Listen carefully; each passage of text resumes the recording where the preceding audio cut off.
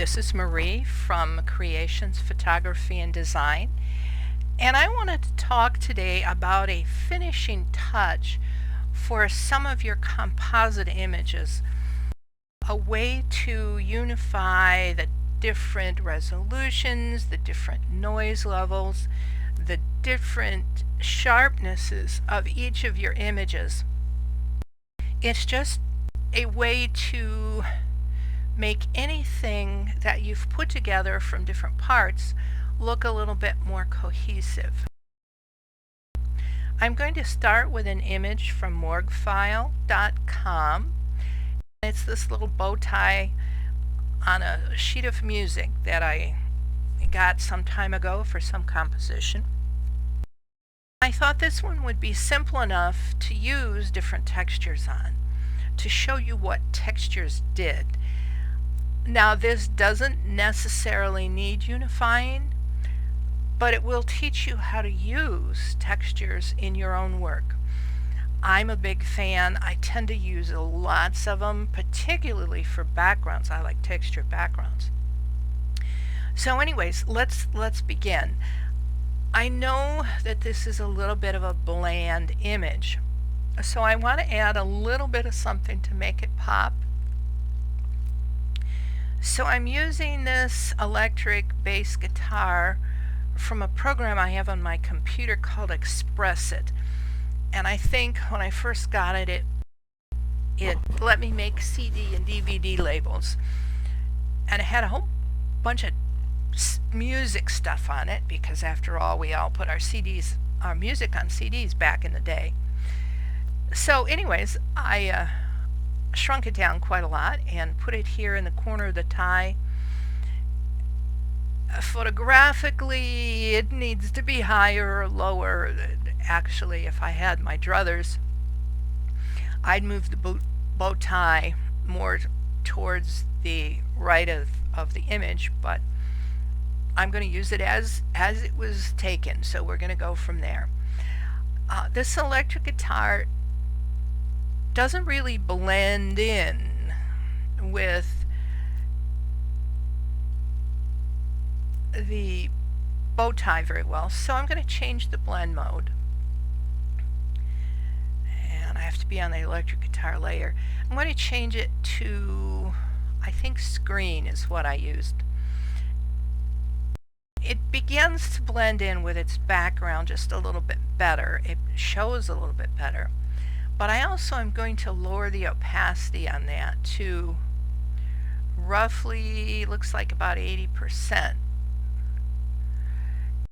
That lets a little bit of the bow tie show through, and it looks like it's more part of the fabric. Now, if I really wanted to get fancy, I'd make a texture map of this bow tie, and I'd add a little bit of warping distortion to make it work a little bit better. Or I could add a couple of layers to add shadows and highlights to match the bow tie. So I guess I'll start with that. And I always add 2 layers, and I have what I call the light shaping.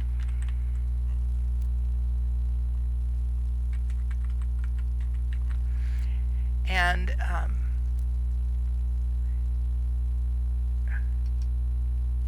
now, am I going to be able to do this without having to do it over? And then in CS6 and above, you can tap the tab key and go down to the next layer and name that. And I'm going to call this dark shaping. And to get to the renaming part, I simply double click on whatever name was there. I am going to select both of these layers and change their blend mode to soft light. And on the light shaping layer, now I'm going to cheat a little bit to make life easier. I already have a mask made. So I'm going to click on this mask with my Command or Control key to get actually an outline of the bow tie. So I'm going to go to my light shaping, and I'm going to need a brush. Tap B. I want black and white, so I'm going to tap D for the default.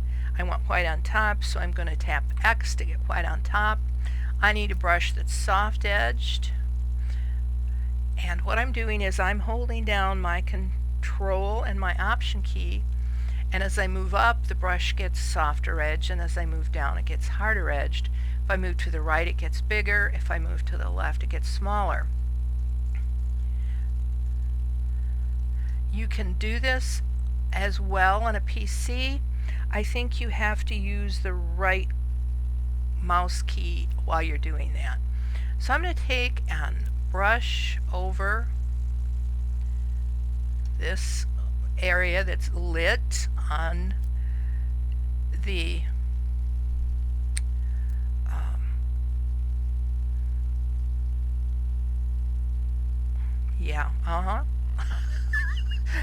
I'm following the light area. And because I don't really want it to show anymore on the tie, I don't think, I am going to click on that electric guitar. And nope, that's not going to work. So I'm going to leave this for a second, go down to the dark shaping, tap X, get my black, and I'm going to run the black along here where it is on the bow tie. Now, because I have this selected, it didn't get off at all on the music, which is really nice. Now what I'll usually do is I'll add a little blur to these, a little Gaussian blur to make the edges even softer. And let's see, probably that looks pretty good. And then we'll come up here for our light shaping and add the same filter, and I'm just, because I used it last, it's right on top. Gosh, maybe I want that blurred a little bit more. So let's look at it a little bit more and see, maybe I want, yeah, that looks better. Okay. So let's go back and re-blur the black. Oh yeah, much more subtle. I'm going to lower the opacity on the black and also on the white, and I need to lower it quite a bit on the white. And if I was really a good doobie, I'd mask out. Let's see, what does this mask look like? Huh. Well, I could do that. So I'm going to delete, or Control or Command D to get rid of the last mask, and then I'm going to Command or Control click on there, and now we can add up here on the light shaping, we can add a mask, but it's reverse of what I wanted, so I'm going to click on that and Control I. And, geez. Just when I thought I was going good. So I'll have to go ahead here with my brush, a black brush, less softness, a lot smaller, and just cheat a little bit and make a really quick down and dirty. I would spend more time with it ordinarily, but I'm not going to today. Alright, so as we turn these,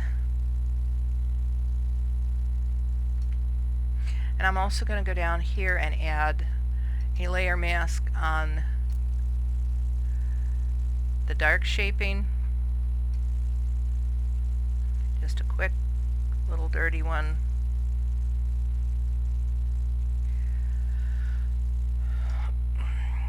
Zoom out, Command or Control minus. Zoom in, Command or Control plus. I can also change brush size by clicking the right and left bracket keys. So let's zoom in just a little bit here. I'm holding down my Z key, dragging diagonally. And as we undo those and redo the shadows, you can see it makes a difference. And maybe I want to add just a little bit more on this white there. A little bit better. Okay. Now that's being real picky, and I probably shouldn't put that in, but I'm being a purist this afternoon. Well, now I'm going to add some textures to make this blend even better. And I took a picture of a concrete sidewalk someplace. I don't even remember where I took it. If I went back to the original image and I looked at the other images around it, I might be able to do a little bit more. And I do try when I placed this into Photoshop, so it comes in with the name, and this number is the camera roll number. So I can always go back and look at search for 0037 and find where the original image is and where I took it. Now I do, as I take these pictures, throw them in a folder called textures that I keep in with my photos, and it's very helpful to me to have these. You can take your own texture pictures, you can buy textures, you can find textures free different places, but nonetheless textures are helpful. Now let's make sure we're on the concrete layer and that the move tool is selected, and I want to cycle through the blend modes. Now as I look at the blend modes, the second set, darken multiply, it does just exactly what it implies here with this first layer. It darkens things down. It will also do some things with the contrast, but primarily it darkens. If we go to this third group here, the first option in this group tells you what the whole group does. It lightens it. This next set of blend modes doesn't have a nice easy name, but overlay, soft light, and all these increase the contrast tremendously, which is soft light is a very subtle increase, overlay is a bigger one, and the others are really severe. But you never know what you're going to like and what you're going to get. This next to the last group has some odd appearances. Difference is nice if you're trying to match up two layers exactly. You put one of them on blend mode, and when it's all black, they're perfectly matched. But for general use, we don't use them a lot. And the last one has to do, as you might guess, about hue and color.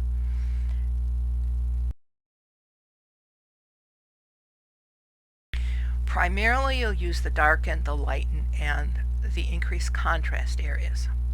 So as we now on a Mac, I'm going to hold down my shift key and tap my plus key, and I do have an extended keyboard, so I have a plus key on the number pad, and I'm going to tap, and as I tap I'm going to go through these blend modes, and you can see up here how they're changing. I'm not necessarily looking at what they are, I'm just looking at the effect they're putting on the photo, and I'm looking for one that I think I can live with. Now see, overlay isn't too bad. It gives it a real subtle texture. Soft light, you can barely see it, but it's there.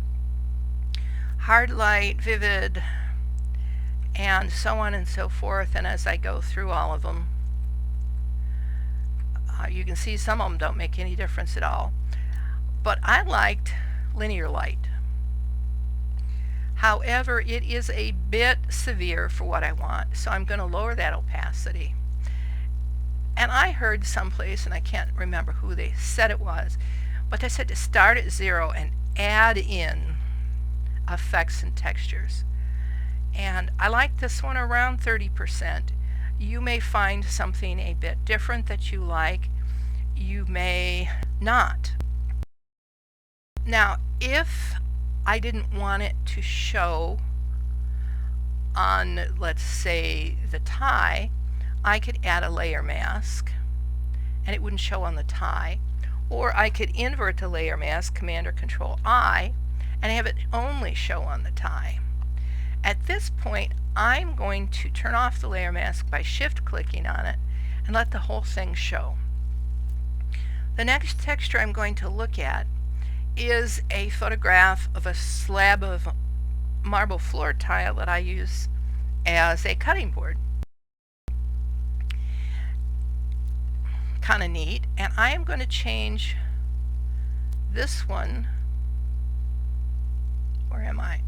Right here, to, I think, linear burn. Well, I like the way that works, but it's again too much. So I'm going to take that opacity and get it to where I like the looks of the music, but it doesn't do anything for my bow tie. So I am going to put that mask on it and let the bow tie show through. Boy, I'm having a hard time getting my tongue untangled today. My next one is a photo I've taken of a piece of barnwood. I made a planter years and years ago with 6 pieces of barnwood, and it's kind of neat. It's been wet, and it's got these watermarks, and you can see the saw marks, and it's just all sorts of neat stuff going on.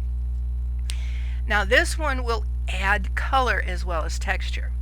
If I didn't want to add the texture, I would have to desaturate this image. So let's set it to its blend mode, and I did practice ahead of time. Whoops. Let's actually be on that wood layer. Blend mode to soft light. Now you can see it has added a nice warm color to it. I happen to like warm colors, but if I didn't, I go down here to my Hue and Saturation adjustment layer, and I clip it to just the wood layer by clicking on this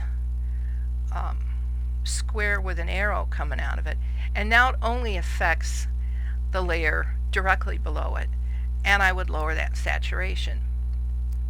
I could increase the saturation too if I wanted to, but if I didn't want the color cast, that's what I do.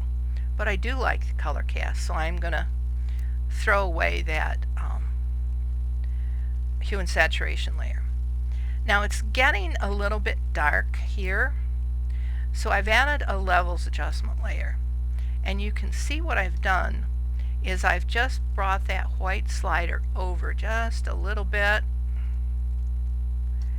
and I'm going to take the gray slider towards the black, and we're going to make it a whole lot lighter.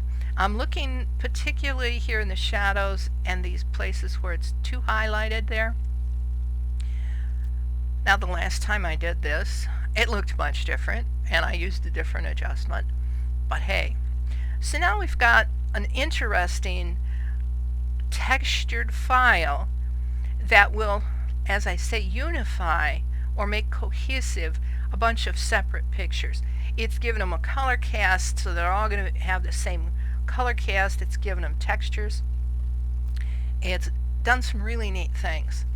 Now, one of the plugins that I really enjoy is Adobe Paper Texture Pro. You can find this at marketplace.adobe.com and search for plugins. You can search for Adobe Paper Texture. All you need is an Adobe login. You do not have to belong to the Creative Cloud. You just need to let Adobe know your name or your email address and a password, and you can download tons of stuff like brushes and plugins and textures and styles. I found a neat camouflage style not too long ago for very little or no cost. Now some of the things are actually to me worth buying, other times I just not so much, but it is kind of nice to know that that's there.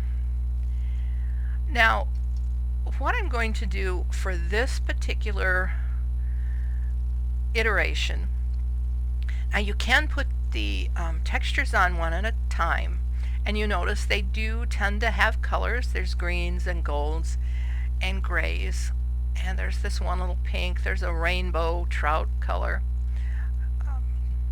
Yeah, there, verdigris scratch, pastel copper. This is Aquarius. It looks like water. This is burnished clay, burnished brushed rose. They all have names, and they're created by flypaper textures.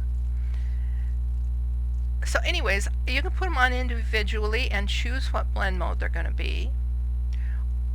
Or you can come down here and let the brainstorm do it. I'm going to say, how many textures do I want? I want 5 textures. Remember, I'm a texture fan. And I'm going to randomize the blend modes. I find if I alternate between overlay and multiply, I can keep it about the same level of brightness.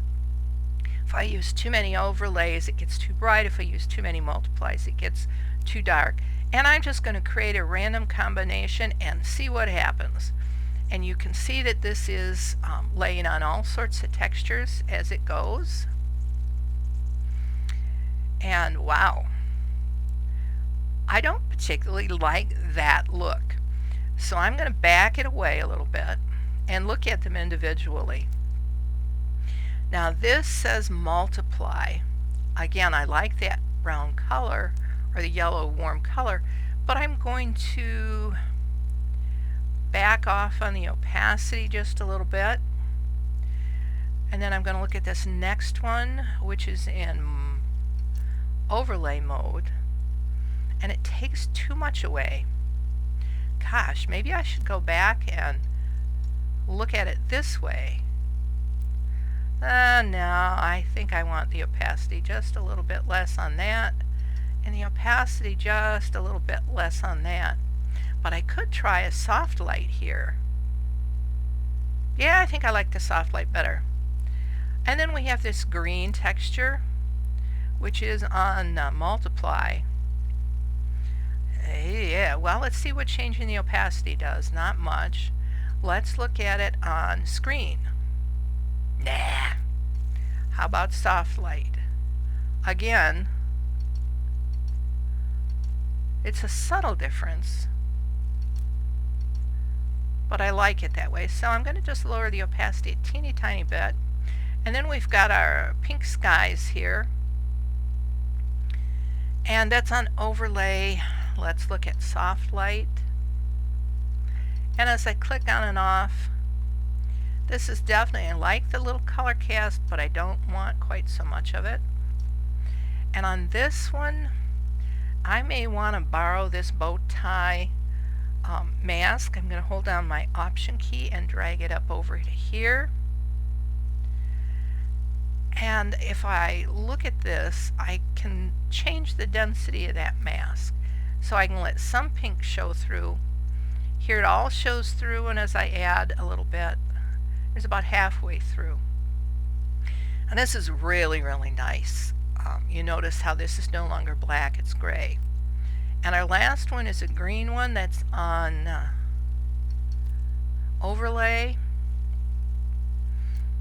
Let's see what multiply looks like. Ooh, color burn, linear burn, soft light,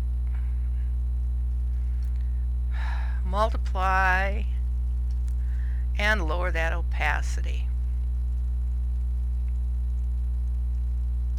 Okay, now at this point, I've lost some contrast, so I'm going to add a curves level adjustment, and I'm going to go down here to increase the contrast.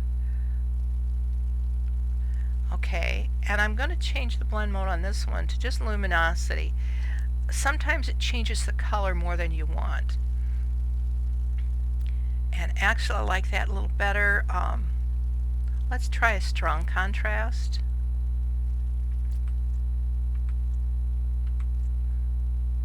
Well, I guess I like just the increased contrast better. But I am going to pick this up in the middle and lighten it just a smidgen. Okay, Now the next thing I'm going to do, and I finish almost all of my photos and compositions this way, I'm going to add a vignette. To add a vignette, I'm going to get rid of this layer. I used it last time. I had a color cast I didn't like, so I'm just going to delete that layer. And I want to stamp a copy of all of these layers together. Now you can either do it on your keyboard by holding down your Shift key, your Alt, or your Option key, your Command or Control key, and the letter E, or we can go here, and I want to merge visible, but I want it on its own layer, so I am going to hold down the Alt or my Option key when I merge the visible, because if I don't do that, it's going to merge everything, and I don't want to do that. So now I have this all in its own layer, a copy of everything combined, which is kind of neat. And I always layer this one, and I can go ahead and delete this other one. Whoops, not that one. I want to delete this one. I left it in so I wouldn't forget to do it. Now what I'm going to do is I'm going to grab my rectangular marquee tool with 0 feather, and I am going to draw a rectangle approximately where I want the edge of the feather to be. And you know, after you've made this, you can click in the middle of it and move it around. And it doesn't have to be centered necessarily. Alright, now I'm going to go to Select, Modify, and select Feather. I prefer this method because I can see where the feather is going to be, and if I don't like it, I can just hit Control Z to undo, and it only undoes one step. 150 worked really well last time. The number you use here will depend on what the resolution of your picture is. If you shot it in RAW, you can use, and you have a newer version of Photoshop, you can go up to 350. Older versions only let you go up to 250, but nonetheless, this works for this image. And as I press OK, it shows me where the mid-range of that vignette is going to end up. Now if I don't like it, it's a simple Command or Control J, and I can just go ahead and get it back and change my number. I find that easier than having to draw and redraw and draw and redraw by using the feather up here in the options bar. Now I'm making sure I'm in the correct layer. I'm going to delete that center, and I'm going to Command or Control D to get rid of the marching ants. I'm going to set the opacity this layer to 30%. That's my go-to number. You may like more or less. I'm going to change the blend mode to multiply. And we put a little, if we look at it, we can't see, it doesn't have an obvious vignette, but it does direct your eye, or your viewer's eye, to what you want it to see. It directs it to that bow tie and the guitar on it. So this is one way I think you can integrate composites, add a lot of fun by using textures like the Texture Paper Pro plugin, by using textures of photos that you have taken yourself. GraphicAuthority.com has a bunch of different textures that they use. I have a lot of their albums and templates, but you have to pay for those. You can find textures at marketplace.adobe.com. I'm sure you can find textures other places around the web. But I hope you've enjoyed this. I hope it's been helpful to you. And it's just another way to finish off